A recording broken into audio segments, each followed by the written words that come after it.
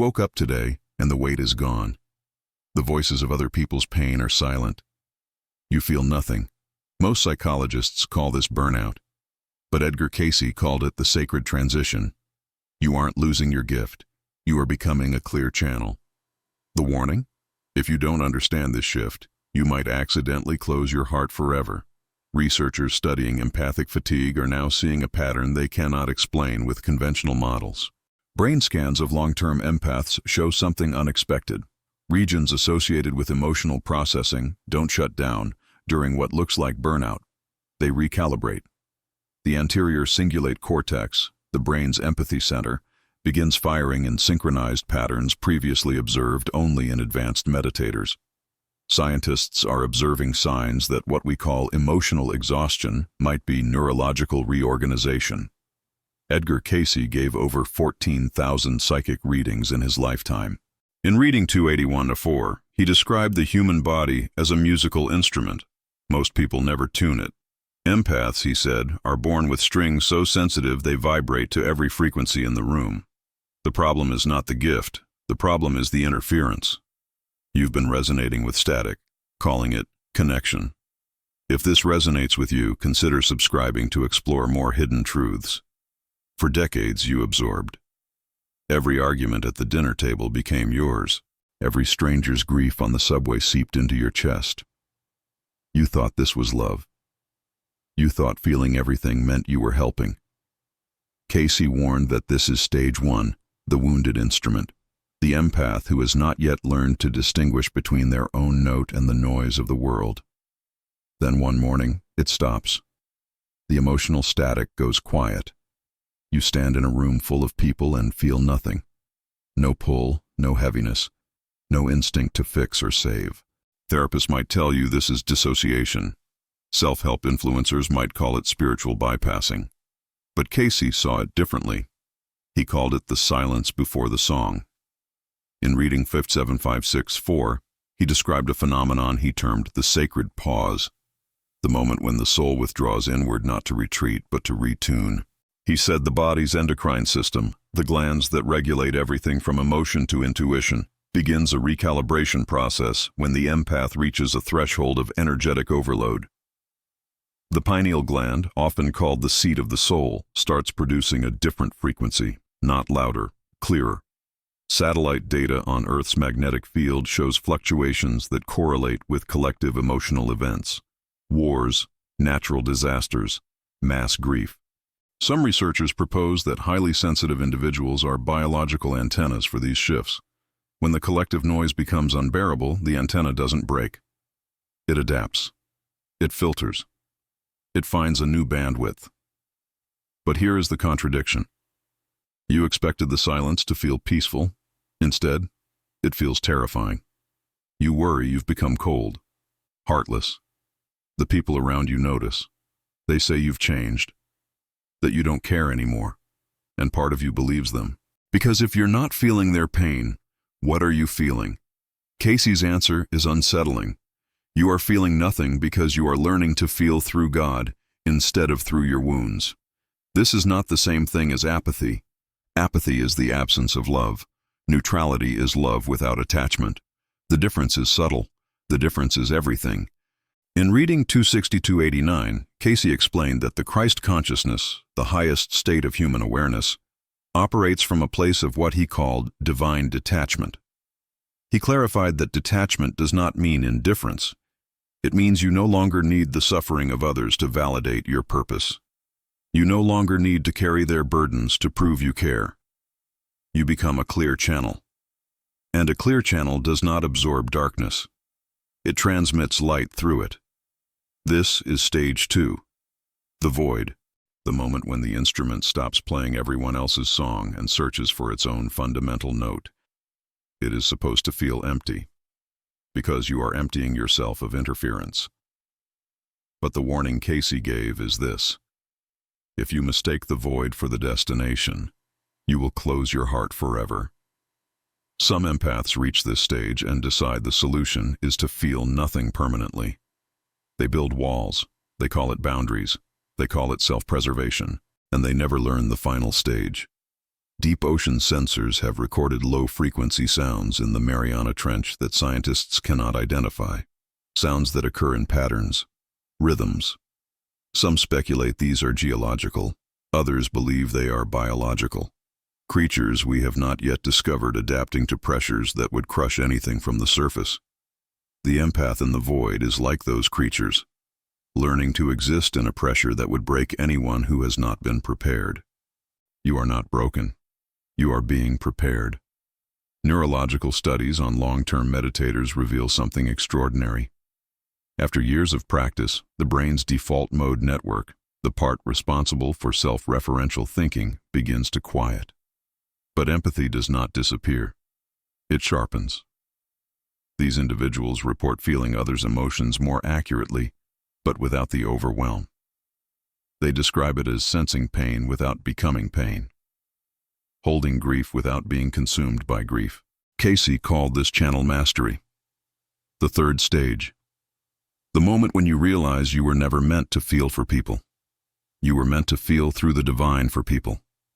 The difference is the source. When you feel for someone, you use your own energy, your own reserves. You deplete yourself. When you feel through the divine, you become a conduit. The energy flows through you, not from you. Reading 281:24 describes the process in uncomfortable detail. Cayce said the body's 7 spiritual centers, the endocrine glands aligned with the chakras, must undergo what he called the purification of frequency. Each gland, from the gonads to the pineal, holds memory, trauma, absorbed emotions from others. The void is the body's way of clearing those memories, burning them out, resetting the instrument to its original frequency. But here is the twist. The clearing process does not feel like healing. It feels like dying. You lose interest in things that used to matter. Relationships that once felt essential now feel optional. Causes you would have fought for no longer stir you. This is where most empaths panic. They think they are becoming the very thing they feared. Numb, selfish, disconnected. Cayce warned that this is the moment when you must trust the process. Because what you are losing is not love. It is need. The need to be needed. The need to fix. The need to prove your worth by how much you can carry. And when that need dies, what remains is something much quieter, much stronger. Glacial core samples from Antarctica show evidence of sudden climate shifts that happened in less than a decade. Temperatures that should have taken millennia to change shifted in years. The Earth's systems, when pushed to a threshold, do not collapse. They reorganize. They find a new equilibrium. The empathic nervous system works the same way. You are reorganizing. In reading 57:5-6-10, Cayce spoke about the law of non-resistance. He said that true spiritual power is not in fighting darkness. It is in refusing to resonate with it. When you stop absorbing the pain of the world, you stop feeding it. When you stop feeding it, you stop being controlled by it. This is not indifference. This is sovereignty. But sovereignty feels lonely, because the people who loved you for what you could do for them will not understand the you that no longer does it. They will call you cold, distant, changed. And they are right. You have changed. You are no longer a sponge. You are a tuning fork. A tuning fork does not absorb sound. It creates it. It holds a single, pure frequency, and everything around it either harmonizes or reveals itself as discord. This is the gift of the empty empath. You are no longer confused by noise. You know your note. Peer-reviewed research on mirror neurons, the cells responsible for empathy, shows that they do not function the same way in everyone. In some individuals, these neurons fire so intensely that they cannot distinguish between their own emotions and someone else's. These people are the natural empaths, the ones who feel too much. But recent studies show that with training, these same individuals can learn to modulate their mirror neuron response. They can choose when to resonate and when to observe. Cayce said this modulation is not taught. It is remembered. You were born knowing how to be a clear channel. Then the world taught you to absorb. Trauma taught you to carry. Love taught you to sacrifice. And now the void is teaching you to remember. But here is the deepest contradiction of all. The void does not make you less compassionate. It makes you more effective. Because compassion without boundaries is just shared suffering, and shared suffering helps no one. A clear channel does not take on the weight of another's darkness.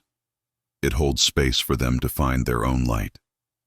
Reading 262-63 contains one of Cayce's most cryptic statements. He said, "The emptiness you fear is the silence God has been waiting for you to enter." He explained that most people pray with their wounds. They bring their pain to the divine and ask for relief. But the true mystic, the true empath who has crossed through the void, brings nothing. They enter the silence empty. And in that emptiness, they become a vessel for something greater than personal emotion. This is what terrifies you. Not that you feel nothing, but that in feeling nothing, you might discover you were never the one healing anyone.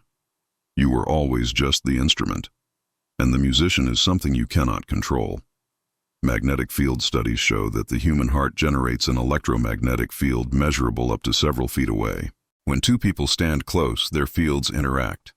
Empaths, researchers speculate, may have stronger fields that reach farther, absorb more. But a strong field is not the same as a clear field.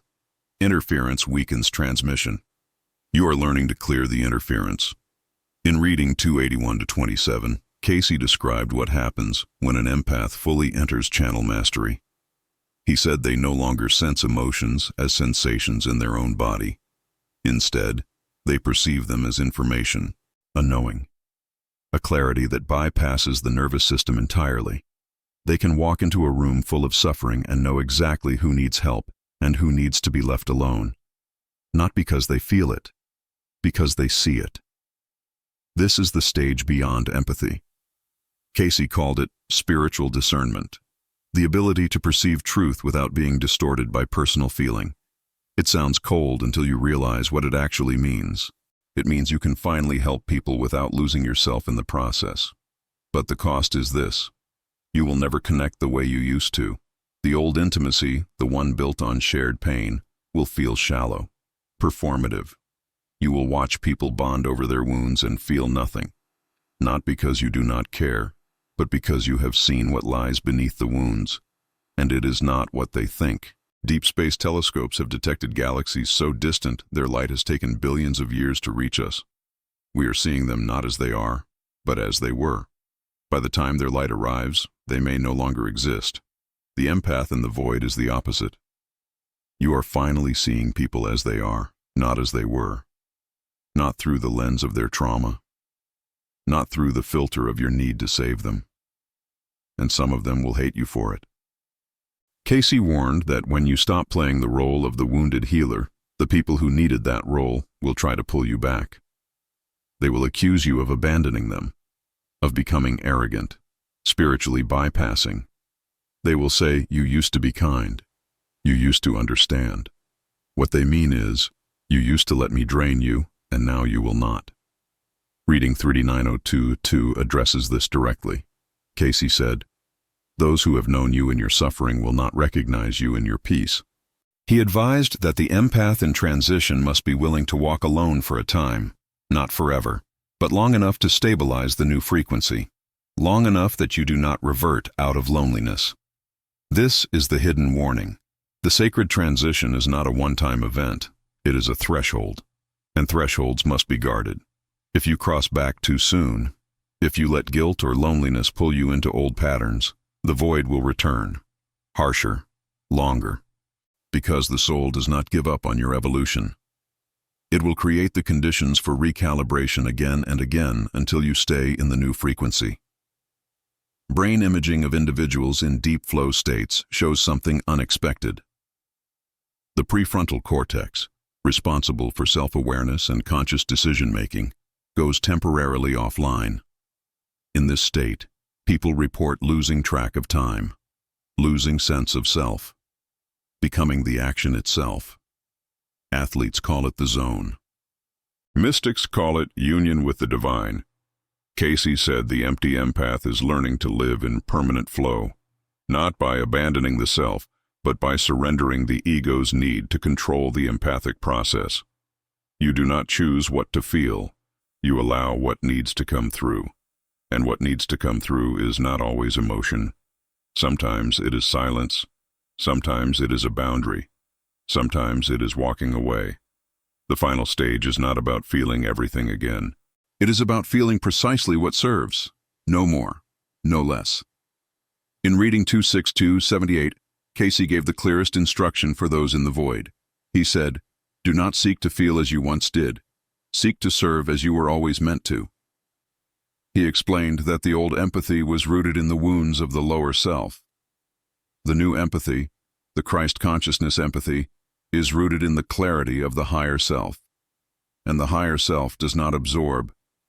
It reflects. You are becoming a mirror, and mirrors do not hold on to what they reflect. Seismic activity beneath Yellowstone has increased in recent years. Scientists monitor it closely, not out of fear, but out of awareness. The pressure is building, but pressure is not inherently destructive. Pressure creates diamonds. Pressure creates eruptions that reshape landscapes. Pressure is the Earth's way of releasing what it can no longer contain. You are releasing what you can no longer contain. And it looks like emptiness because you have spent your whole life mistaking fullness for purpose. Cayce's final warning is this: do not romanticize the void. It is not the destination. It is the doorway. Some empaths become so comfortable in the silence that they refuse to step through. They mistake neutrality for enlightenment. They call themselves detached when they are simply afraid to re-engage. The true channel master returns, not to the old empathy, but to a new service, one that does not require suffering to be valid, one that does not need recognition to continue, one that operates from fullness, not lack. Reading 281:55 describes what this looks like practically. Cayce said the empath who has completed the sacred transition will appear ordinary. They will not advertise their gifts. They will not perform their sensitivity. They will simply know when to speak and when to stay silent, when to help and when to let someone fall. And they will do both with the same calm presence. This is what you are becoming. Not less feeling, just less noise. Satellite images of the Arctic ice show fractures that were not there a decade ago. The ice is not disappearing. It is shifting, reorganizing, becoming something new under pressure it was never designed to hold. You were never designed to hold the emotional weight of everyone around you. The cracks you see in your old self are not failure. They are evolution. And the quiet you feel now is not the end of your empathy. It is the sound of the instrument finally tuning itself to a frequency the world has not heard you play yet.